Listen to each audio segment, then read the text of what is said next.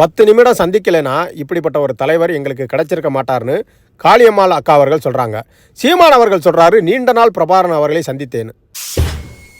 என்னைக்கு சீமான் அவர்கள் இந்த பிசரை தட்டி விடணும் அப்படின்னு காளியம்மாளை சொன்னாங்களோ அன்னைக்கே காளியம்மாக்கா கட்சி மீட்டிங்லலாம் சீமானை கொஞ்சம் கொஞ்சமாக தாக்க ஆரம்பிச்சிட்டாங்க. உண்மை அதுதான். இவர் சீமான் சும்மா புருடா விட்டுருக்காரு மக்கள்கிட்ட. அதாவது அவர் படம் எடுக்க போவதுக்காக இலங்கை போனார். அந்த டைமில் ஒரு 10 நிமிஷம் தான் பிரபாகரன் அவர்களை சந்தித்தார்.